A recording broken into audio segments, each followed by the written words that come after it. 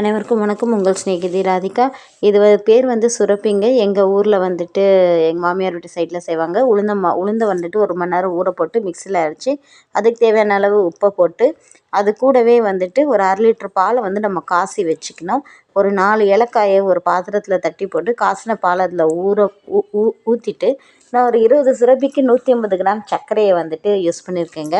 இது சின்ன சின்ன போண்டாவாக நம்ம எண்ணெயில் போட்டு பொரிச்சு எடுத்து கொஞ்சம் ஆறிட்டப்புறமா அந்த பாலில் போட்டுட்டு நம்ம மூடி வச்சுட்டு ஒரு 1/2 மணி நேரம் கழிச்சு சாப்பிட்டா ரொம்ப அருமையான ஒரு ஸ்நாக்ஸ் மாதிரி ரெடி ஆகிடுங்க. இப்போல்லாம் உளுந்த வடை சாப்பிட்றது கூட பிள்ளைங்க சாப்பிட மாட்டேங்குதுங்க.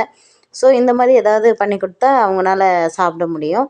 உளுந்து அவ்வளோ உடலுக்கு நல்லதுன்றதுக்காக இது மாதிரி செய்யலாம். இன்னும் முக்கியமான ஒரு விஷயத்துக்காக தான் இந்த வீடியோ. இன்றைக்கி வர குழந்தைங்கள் 8வது 9வது 10வது படிக்கிற குழந்தைங்கள்னால சரியாக எழுத முடிய மாட்டேங்குது, படிக்க முடிய மாட்டேங்குது. மனப்பாடம் செஞ்சு அது அப்படியே எழுத தெரிய மாட்டேங்குது.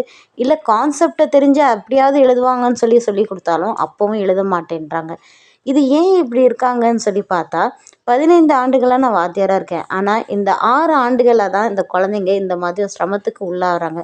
முக்கியமாக 8, 9, 10ஆம் வகுப்பு படிக்கிற மாணவர்கள். இது என்னன்னு சொல்லி பார்த்தா இந்த செல்ஃபோனை கொடுத்து நாமளே குழந்தைங்கள ஒரு வழி பண்ணிட்டோம். 9வது 10வது படிக்கும்போது எல்லா பள்ளிக்கூடங்களையும் உங்கள் குழந்தைங்க சரியாக படிக்கலை, நல்லா படிக்க வைங்க, 10ஆம் வகுப்பு மார்க் வேணும், இதெல்லாம் சொல்கிறாங்க. அப்போ தான் அந்த பெற்றவங்க அதுக்குரிய ஒரு ஸ்டெப் எடுக்கிறாங்க. அந்த ஃபோனை அவாய்ட் பண்ணுறாங்க. இதனால் குழந்தைங்க அக்ரெசிவாக ஆகிறதுக்கு கூட வாய்ப்புகள் நிறைய இருக்குது. ஸோ இது நம்ம ஆரம்பத்திலே தடுக்க முடிய மாட்டேங்குது. நாம் கொஞ்ச நேரம் ரெஸ்ட் எடுக்கணுன்றதுக்காக ஆரம்பத்தில் கொடுத்துட்டோம். இப்போ அவங்கள வேண்டான்னு சொன்னால் அவங்க கேட்க மாட்டாங்க. வருங்காலம் எங்கே போகுதுன்னே தெரியலங்க.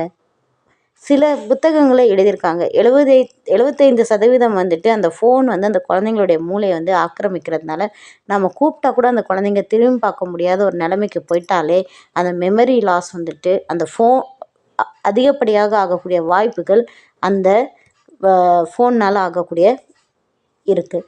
ஸோ பெற்றவங்க எல்லாருமே நம்மளுடைய கடமைங்க. கொஞ்சம் ஃபோனை அவாய்ட் பண்ண சொல்லலாமே குழந்தைங்களுக்கு. மெதுவாக சொல்லுங்கள், அன்பாக சொல்லுங்கள், கண்டிப்பாக கேட்பாங்க.